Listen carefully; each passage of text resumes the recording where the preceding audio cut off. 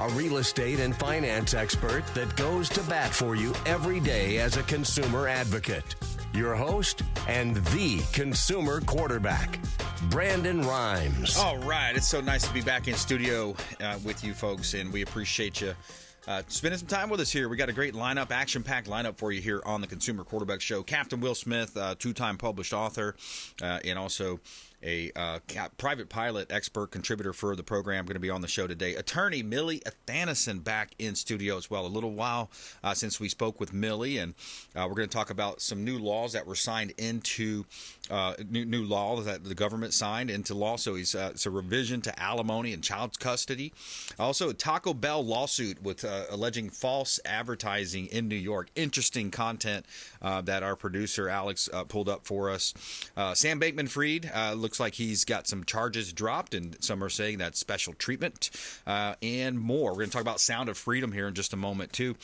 Before we do, clothing drive. We have a clothing drive. You know, we do allow a lot of time on this show for nonprofit organizations, try to do our good, our part in the community for the better good, of course, as we always talk about our random acts of kindness. But here's one that you could get involved with as well. So we need your help. It's the Great Clothing Swap of 2023. Will directly benefit women and children in your area. So please consider donating clothing, shoes, and or any accessories you no longer wear. And we are looking to collect 2,000 plus items to this event and donate and help raise funds for those who desperately need it. We're also accepting donations to help cover hard costs of the event as well as raise additional funds. 100% of the profit will be donated. We paired up with Tarpon Springs Yacht Club, and Life is a donation for this amazing event. Our goal is to raise $15,000 and donate 30 bags to women and children in our area, 30 plus bags. So it's a great clothing swap. And if you'd like more information, brimes@kw.com, BRIMES at KW.com. You can also hit up the website, consumerqb.com. We have an email form right there on the website. And Sound of Freedom, awesome story update for you on that. If you haven't followed it, it's a great movie.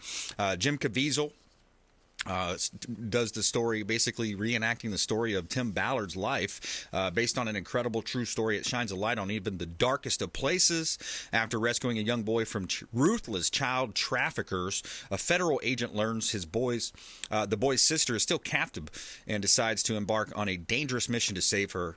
So it's an awesome movie, and it's approaching $150 million in sales right now, dollars in sales. So Angel Studios did a great job with this movie, and it's really amazing to see just the backstory to it. If you haven't heard the backstory, it's really kind of interesting. You know, the way I gather the information is it's 5 years in the making. This movie's 5 years old now, and originally it was bought, the rights were bought by Disney, and they basically held on to it, covered it up, didn't want to let it out. Somehow they got it back, they got the rights back, and now you have $150 million in sales.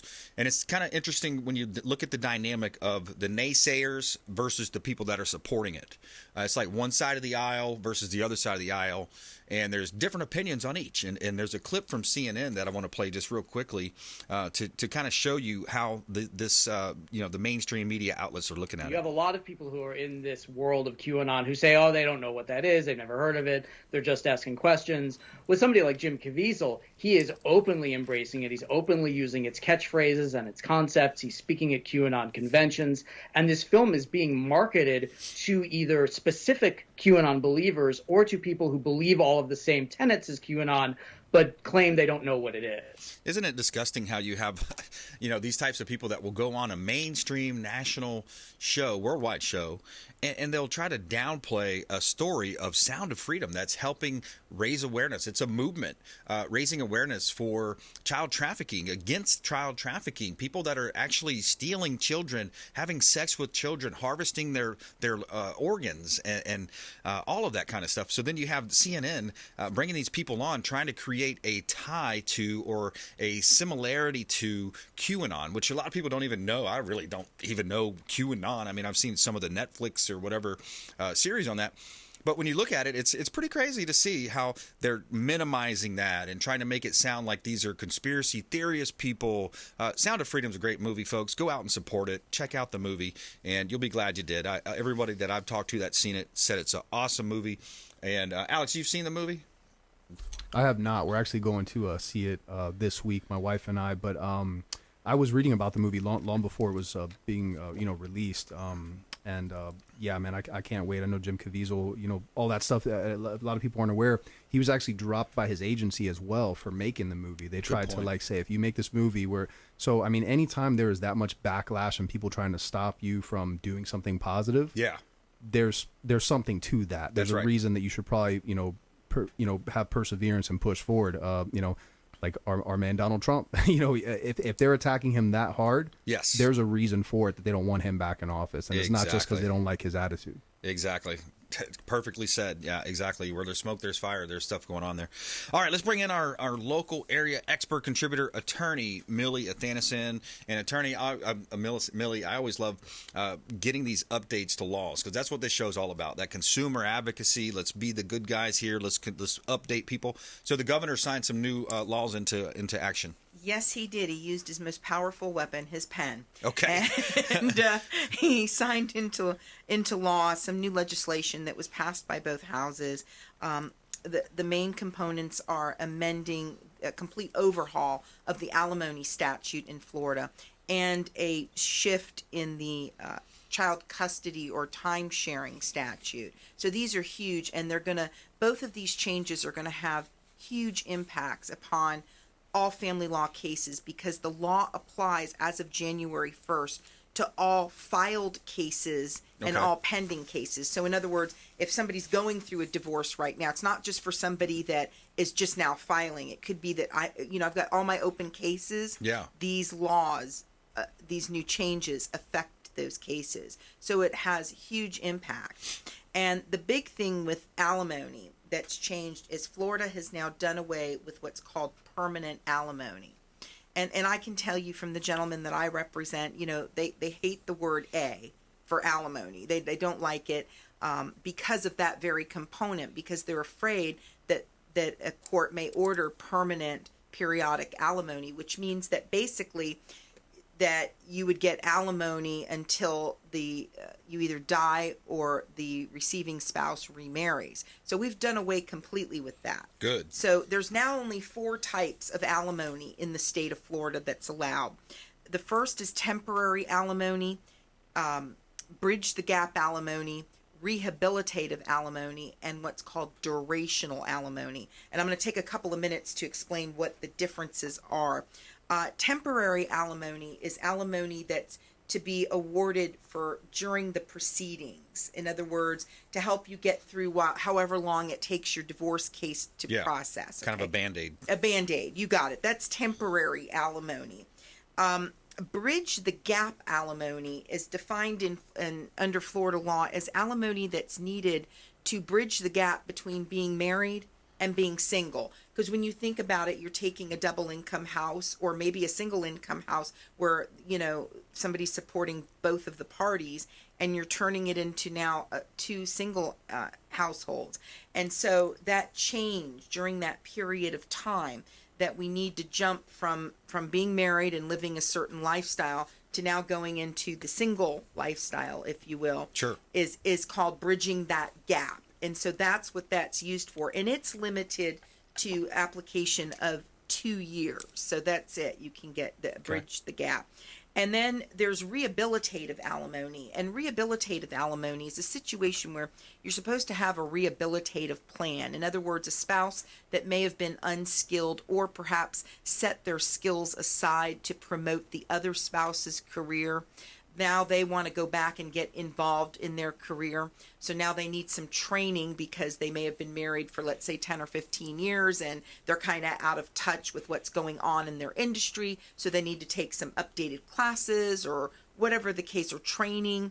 Or maybe they dropped out of law school because they were having a baby with this person. Now they want to go back to law school. So whatever the plan is, you have a rehabilitative plan. And that's not to exceed 5 years from the time you're getting divorced. And then the final form of alimony is durational alimony. Okay. And durational kind of means what it sounds like. It means it's a certain amount for a specified period of time. Okay. Okay. And what the law has done, or what the state has now done, and keep in mind that I always say that laws are reactive. In other words, society changes, and then the law comes around and tries to meet those changes to keep up with them. So the like law, the internet. Yes, like the internet and artificial intelligence. Like they're just now starting to talk about, we need to regulate artificial intelligence. Yep. Well, that's how it is basically with alimony too.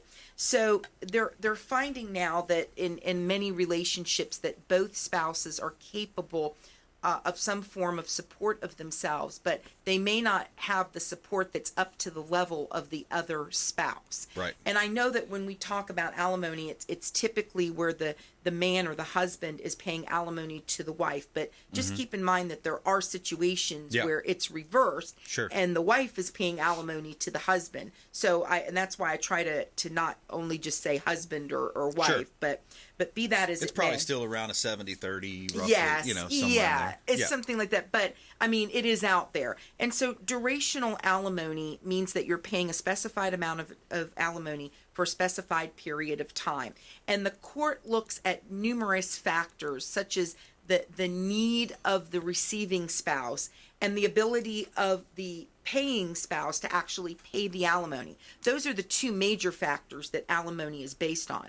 But we also look at other factors, such as the lifestyle that was enjoyed by the parties during the marriage, how many assets each party is going to receive once everything is said and done, whether one spouse is going on to what's called a supportive relationship where they're, for lack of better terminology, living or shacking up with somebody else, and getting support from that other party, whether they're caring for a sick or disabled child. I mean, there's just a lot of things that can factor into an award of alimony.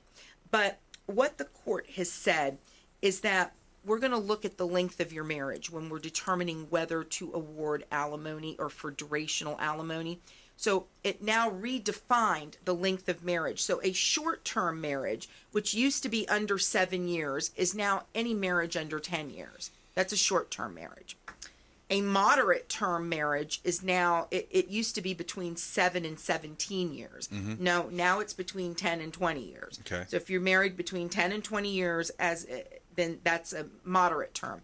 And defining the length of marriage is the date of the marriage up to the date of the filing of the petition for dissolution of marriage. Yeah. So whatever that time frame is, that's the measurement. Okay? I bet you ask some people, if it's a short-term marriage, they say, no, it was the longest 9 years of my life.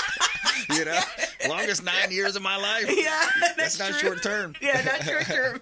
But that's how the law now defines short term. Yeah. And a long term marriage, which used to be defined as anything over 17 years, is now defined as anything 20 years or longer. So that's now the new milestone or measurement of marriages. And why that distinction or classification is important is because that classification limits the amount of years that you can receive alimony. Okay. So, for example, in a short-term marriage, you can only receive up to 50% of the time. So if you were married 9 years, you can get alimony maximum of 4.5 years. Got it. And moderate term, 60%, long term, 75% of the length of marriage. Got it. Perfect. Hey, let's take a quick break there. More with attorney Milly Athanason here on the Consumer Quarterback Show, updating these laws in Florida. Also, we're going to touch on this suit happening in New York. It's just because it's so interesting. Taco Bell being sued. They're in a lawsuit for alleged false advertising. I'm going to touch on that, get her opinion as well, coming up here on the Consumer Quarterback Show. Don't touch that dial. Follow us online at BrandonRhymes1, at CQB Show on Instagram as well. And we'll be right back here on the Consumer Quarterback Show, consumerqb.com. Hey, everybody, it's the Captain, Matt Bruce, and you're listening to my buddy, Brandon Rhymes, a consumer quarterback. Sell, Brandon, sell. All right. Thanks for hanging out with us here on the Consumer Quarterback Show. It really makes our day when we get phone calls, text messages, emails, web submissions through our website at consumerqb.com. And we had a few last week that were talking about some really cool topics last week, so greatly appreciate that. Thanks for reaching out. We had hooked someone up with the cons versus cons, or cons helping cons, that is, connection there, getting rehabilitated back into the community, reducing the recidivism rate. So thank you for reaching out to the show. 727-263-3707, 727-263-3707. 3707. Attorney Milly Athanason here in studio with us. We're going to get right back to her with some more updates on recent laws and changes in the laws. We're going to touch on that Taco Bell lawsuit quickly as well. Before we do, a couple of hot property listings from the Platinum MVP team at Keller Williams Realty. 861 Mandalay Avenue. This is a beautiful property. It's $1 million listing that we have. It's on the north side of Clearwater Beach, 861 Mandalay Avenue, Clearwater Beach. 2 bedrooms, 2 bath, beautiful kitchen, completely updated, sleek quartz countertops, gorgeous stainless steel appliances, crafted tiles, high quality fixtures and finishes throughout the home. Beautiful properties. You got a really unique courtyard area, 900 square foot screened-in patio, and the best part, you're about 200 steps from the sugar sand beaches and dolphin-filled waters of Clearwater Beach right here in beautiful Tampa Bay. We got another mansion for sale here. This is a beautiful property on Burger Road, 3704 Burger Road in Lutz. This one is 10,000 square feet, 9 bedrooms, 12 baths, no HOA. You got an indoor pool area, full bar, oversized deck, movie theater, library, full tennis courts, master suites, 2 master suites, and a sauna. Check them all out on our website. You can check out the site, platinumcoastalelite.com. Yeah, I'm raising my glass to those saving our ass overseas. All right, so we got Attorney Milly Athanason in studio. Milly, I want to get back to your stuff here, and then I want to touch on that Taco Bell story at some point. So where do you want to go first? Well, let's do the Taco Bell story. Okay, perfect. Let's do it. So Alex brought this in. This is pretty cool. So we've got a gentleman in New York that is suing Taco Bell. It says Taco Bell was sued today. This is a post from a gentleman on Twitter. It looks like Taco Bell was sued today in a false advertising class action. Customers allege that Taco Bell misrepresents the amount of beef and the Crunchwrap Supreme by at least double the amount. And if you look at the pictures, hopefully you're watching our TV show version. Milly, what would you say about these 2 pictures here? I mean, it's pretty clear cut, isn't it? Yeah, it's clear cut. But I mean, let's face it, these tacos are made by hand. They're not machine made. So Right. obviously, going into Taco Bell that some person's going to be back in the kitchen scooping the meat. Yeah. And I'm sure that they have like their protocols for how much they're supposed to scoop. Yeah. But I mean, there's human error. I don't think that that's false advertising. Okay. I think that's just human error. But there are people that will sue for anything.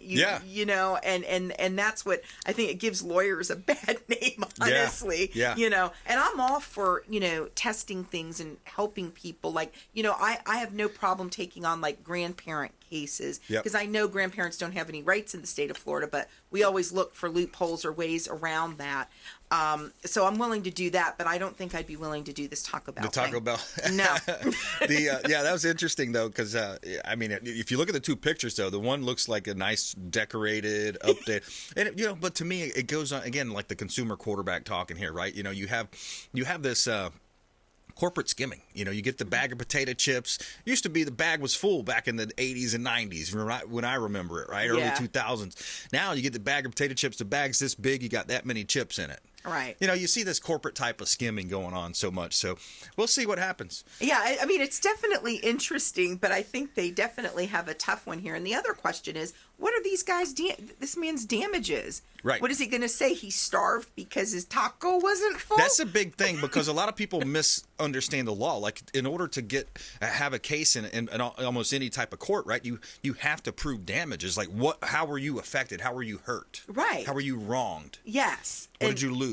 What did you lose? And so I don't know what this man is claiming. I haven't read the lawsuit, but I mean, it's definitely going to be interesting. I'll have to keep my eyes on that. Yeah, so we're talking with Attorney Milly Athanason, longtime friend of the program and a great attorney here in Tampa Bay, highly respected attorney in Tampa Bay. Multiple offices too. You've got is it your Trinity location? Yeah, well, it's Holiday and Spring Hill. Yep. And then Orlando. Okay, cool, awesome. Yeah, so that's where I'm located. Very cool.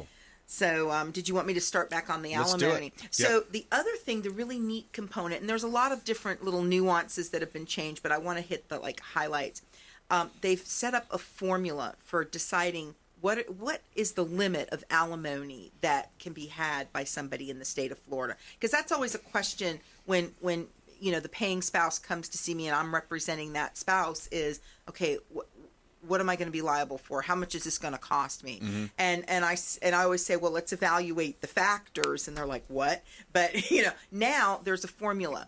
it's the lesser of either of these two things, either the actual need of the receiving spouse. So we look at that spouse's financial affidavit, see what that spouse's legitimate monthly expenses are versus that spouse's income.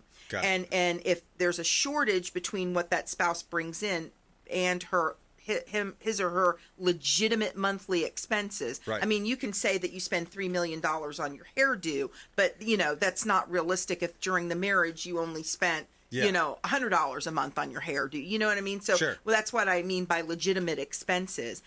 And so we look at that number, and we look at the difference in net income. So if the net income, it could be up to 35% of the difference. So what that means is that if we were married, my income is $2,500 and your income is $12,250, or then that means there's a $10,000 difference. 35% of that would be $3,500, right? So that would be the maximum exposure. So it's either 35% of the difference between the two net monthly incomes or the actual need of that spouse, whichever is less. A little complicated. The courts are trying to figure out, hey, look, it's almost like a real estate transaction on the commercial side, because on the commercial side, people are more interested in, hey, how much money are they making, bringing in, renting these apartments or whatever, versus how much is going out. What's the cost, right? They call that the debt service coverage ratio, and they also call it cap rates.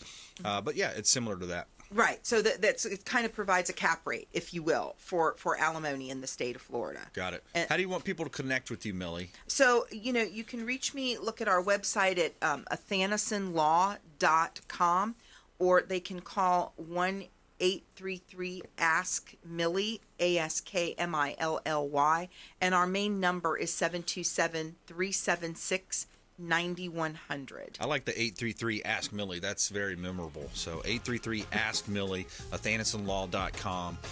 Milly, always great catching up with you. And thanks for doing that. Thanks for bringing in that update to the law. Absolutely. I know there's been a lot of other changes too. Some people are a little frustrated with the insurance stuff going on in the state. And man, there's just so much happening out there in that world. But we appreciate you coming in. All right. Thank you for having me. Hey, my pleasure. All right, we're taking a quick break. We're going to come back. Captain Will Smith in studio, two-time author. Plus, I got a clip I'm going to play with him too. As Ice Cube was on the Tucker Carlson show on Twitter. So we'll be right back. More with Captain Will Smith, Consumer Quarterback Show, consumerqb.com. Thanks for listening to my daddy's show. Please make sure to send him all of your real estate deals and subscribe to the Consumer Quarterback Show podcast on iTunes and Spotify, or check out our YouTube channel. Have a blessed day.